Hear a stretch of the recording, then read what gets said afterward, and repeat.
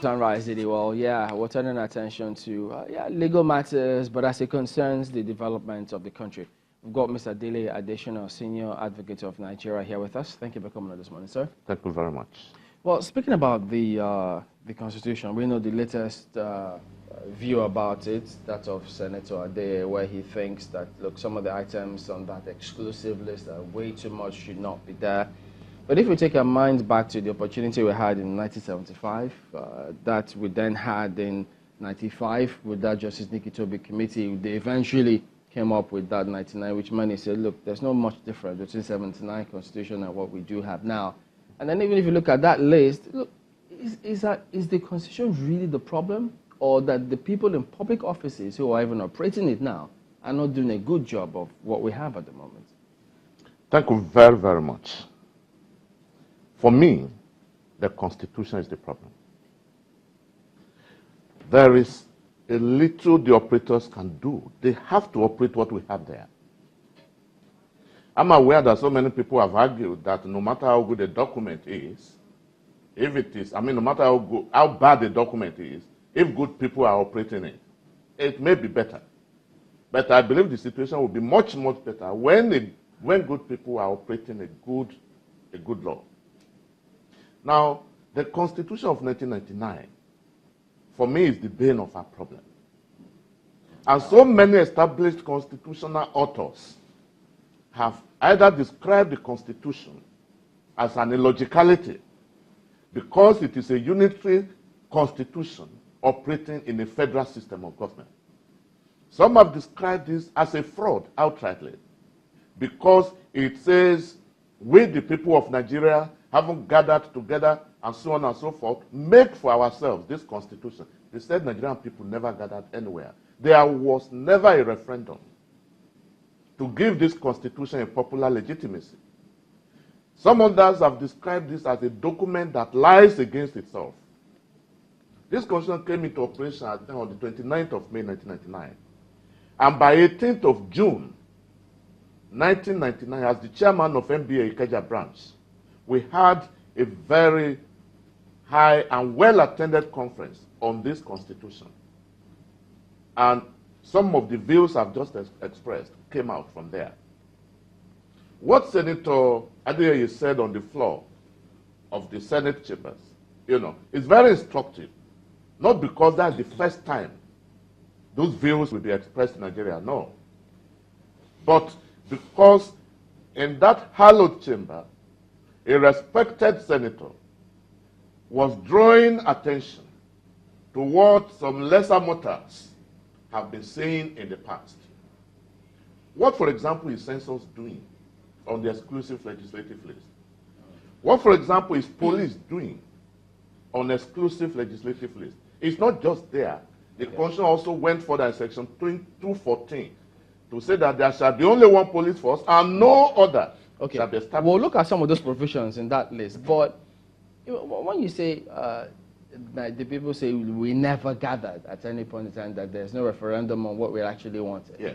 So what do we then make of what Justice Nikitobi's committee did when they say they went around, got opinions from every part of the country, and what they put together was what Nigerians said they wanted? And at that time, everybody accepted it, saying, well, this was indeed what the people said they wanted. Honorable Justice Nikitobi was a highly respected justice of the Supreme Court. Now, I remember that his committee sat at the Sheraton Hotels. How many people had access to that meeting? That's in one zone. Yes. They also went to different zones. Yeah. But one hall meeting with selected people cannot represent the views of all. We are talking of a constitution that can live for over 200, 500 years. But did that foreclose anybody from coming forward with whatever suggestion they had, coming to where they were sitting and making their submissions? No. How many days did they spend in Lagos or in these zones? If all people who had ideas over how the constitution should be made and what should contain there and what should not be there were given opportunity to say so, it will be different.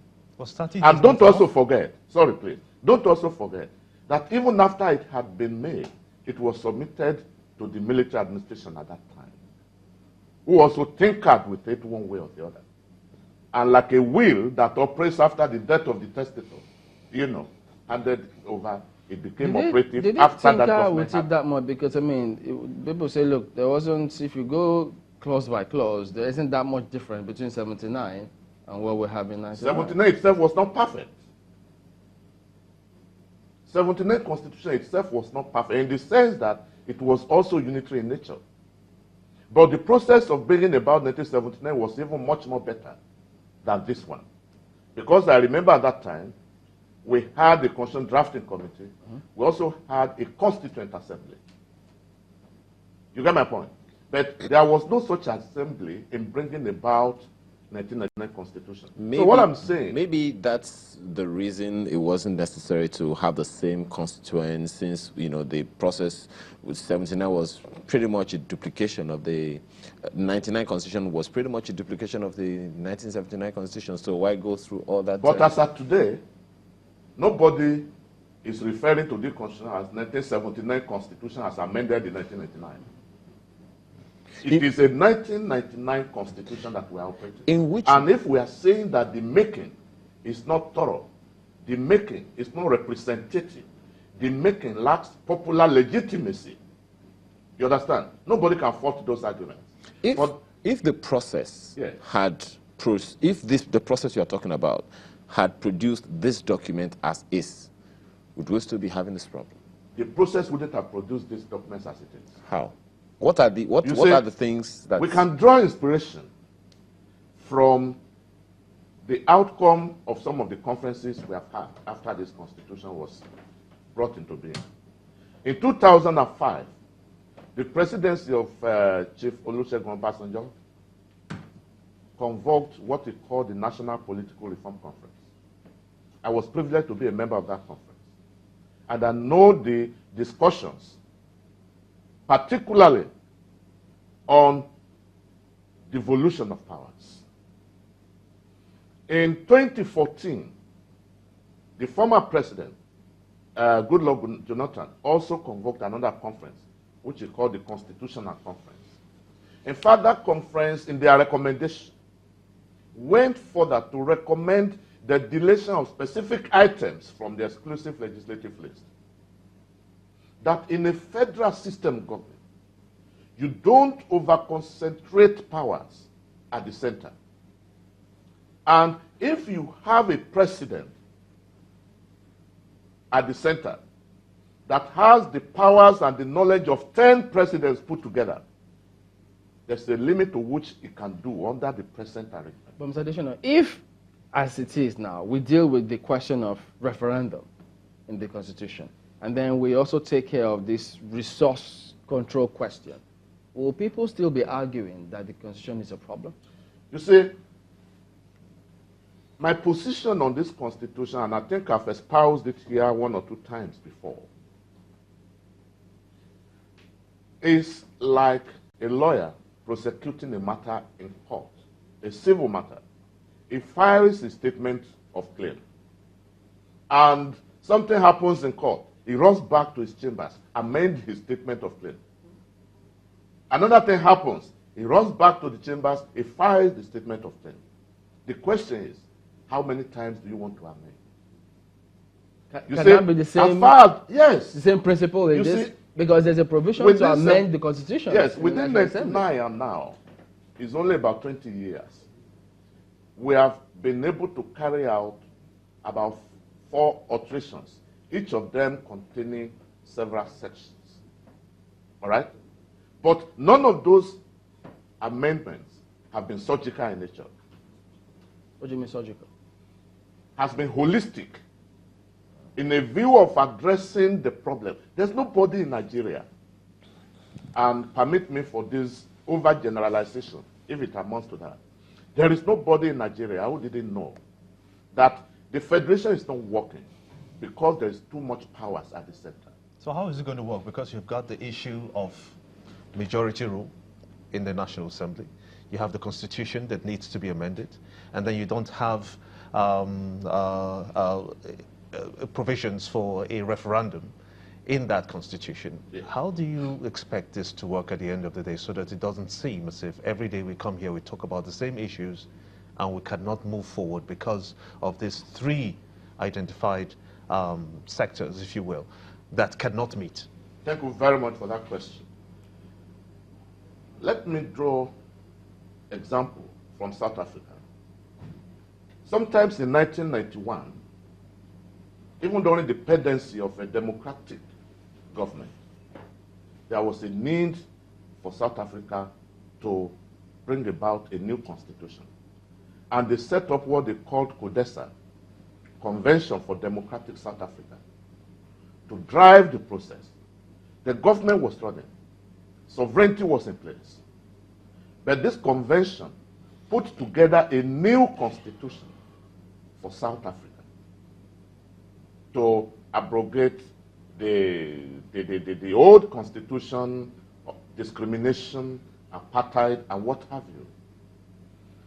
For us, if we are prepared to take the bull by the horn, all we need to do is to start again. How? Good. You, first and foremost, we can take off from putting together a committee, which the president can do. Put together a committee of about 25 or 50 people. Tell them to have a look at the 2005 recommendations of the National Political Reform Conference.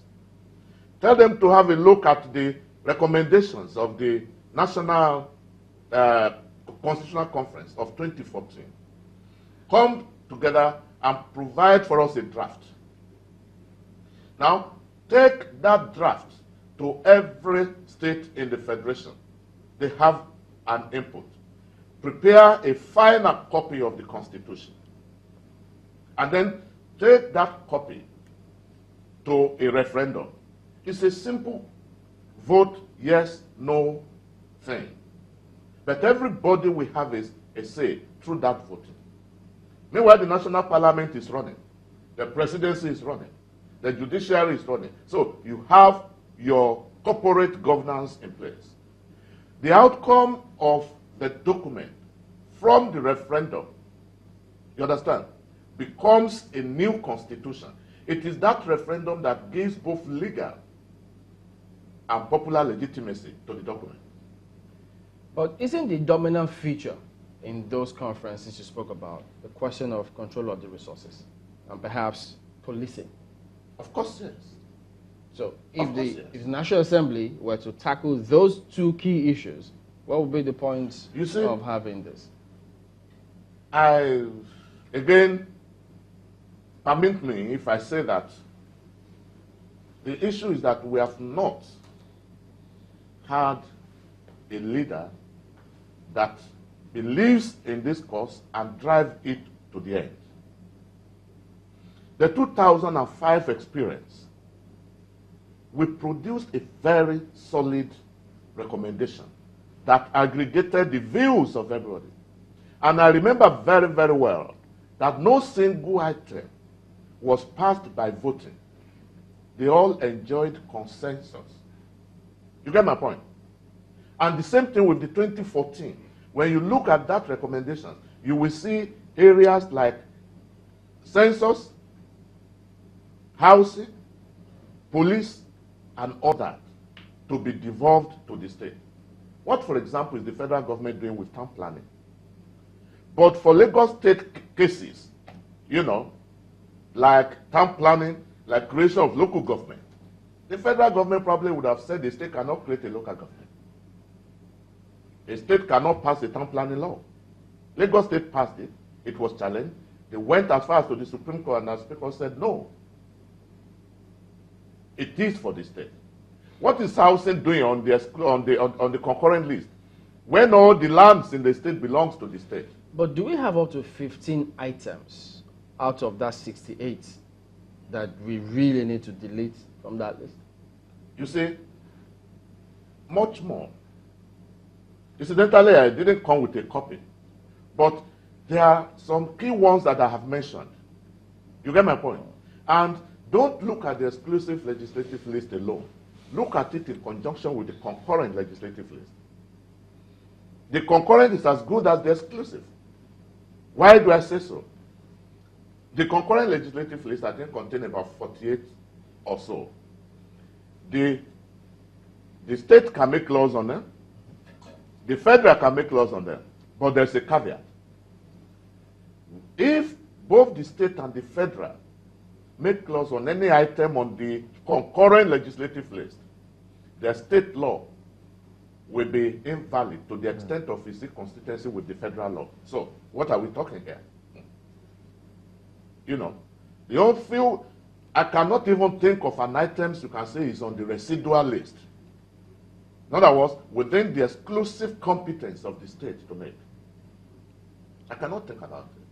Because when we look at how this has played out, at some point when we were trying to amend some sections of the Constitution, we got to a point where the House, the National Assembly, was not able to succeed in getting some of those areas to be amended to be passed because of that majority rule.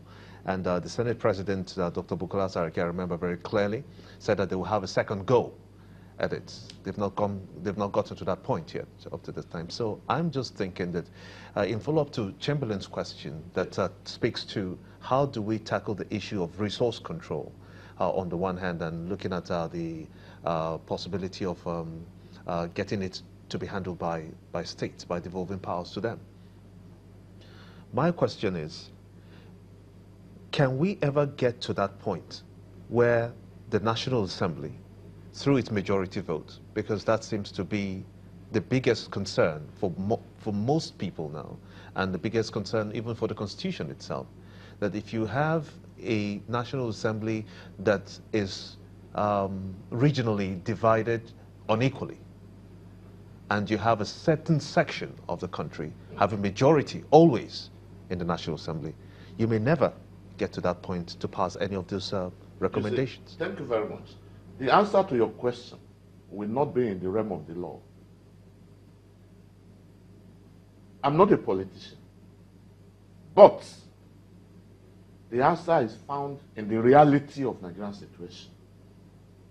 There's so much distrust in the system. Somebody does not trust the other. One person does not believe in the other. There is a need for a deliberate program for confidence building in this nation. A few days ago, a no less personality than the Sultan of Sokoto said that Nigeria is more divided than before. The question is, what is dividing us? Is somebody somewhere is addressing the situation? Gentlemen, why are we divided? What can we do to bring about a unity that will be accessible and acceptable to everybody in Nigeria? Somebody said on your program when I was in the waiting room that once you're out of Nigeria, nobody knows whether you are an Igbo man, or you are an Hausa man, or you are a Yoruba man. You are a Nigerian. That is all that everybody knows about you. And if you are out of this country and you find people from these different geopolitical zones and areas or tribes, the way they relate will surprise you. Why are these people this cordial here? And yet back home, there's so much distrust. So, if some of the aspirations that are germane to the Yoruba tribe or bloc or race, the aspirations that are germane to the east and to the north are all aggregated and they meet themselves at a point, the hostility will be seriously reduced. And I give you an example. On the issue of resource control, I remember very well that at that conference of 2005, when the debate started, there were people said they were ready to shed their blood to ensure that such a thing does not happen. And that was at the plenary. Later we broke into committees. And by the time the report of the committees were assembled, I was a member of the drafting committee of that conference. And I saw that these views appear to be common to all. We brought them before the plenary. And even though there were areas where there were arguments, substantial number of them went through. And they said, if there is an opportunity for Nigerian people to be talking more regularly, things will get better. Our people at the National Assembly are defending the interest of their parties much more than the interest of the nation. Well, the thing about this is most of this, if not all of them, got to power with the same constitution. So how easy do you think that they will really come and sit down and want to address these issues that you've raised? Maybe we should be on our knees, everybody, and be praying. It's a very serious matter. In 2005, again, let me go back to the experience of General Olusegun Obasanjo. He set up that conference with so much enthusiasm and determination to do something new. Because he realized what all of us are saying, that the 1999 Constitution was not perfect. But because of one issue that did not sail through, the chairman of that conference, the same Honorable Justice Nikitobi, if I remember very well, we struggled to have the recommendation delivered. The report of that conference, we struggled to have it delivered to the president. And up to today, nobody has said anything about it. I don't know whether we can still find a report, even in a dustbin, where it was thrown into, after spending so much money. In 2014, the former president took the recommendations of 2014 to the National Assembly. I can't remember whether they finished deliberations or they did not before the end of that tenure. And there was a change of government. And again, that brings me to another very fundamental issue. There is no continuity in policies and programs in this country. If I succeed you, and you are driving a policy you couldn't complete before the expiration of your tenure, I don't see anything wrong, particularly if that policy is in the best interest of the nation, for me to continue. How much of this discontinuity is political? You cannot separate governance from politics. But the problem we have in Nigeria is that even intelligence has been politicized. When you speak, except a few of us like these who are known to be professionals, and possibly some others who are businessmen, the human rights and pro-democracy element, when some other people outside these groups that I've mentioned speak, people want to know, don't mind him, he's a member of the APC. Don't mind him, he's a member of the PDP. Everybody has some idea to it. The greatest asset in the world is ideas. Ideas rule the world, not energy, not force. You get my point? But you see, great leaders take tough decisions. Not necessarily what the followers want immediately, but it begins to tell them, educate them, sensitize them as to why that decision should be taken. And it takes on the responsibility of driving that tough decision. You get my point? I mean, it happened in Russia. The leaders got there and said, look, things have to be done differently. We know what happened. In Czechoslovakia, something happened.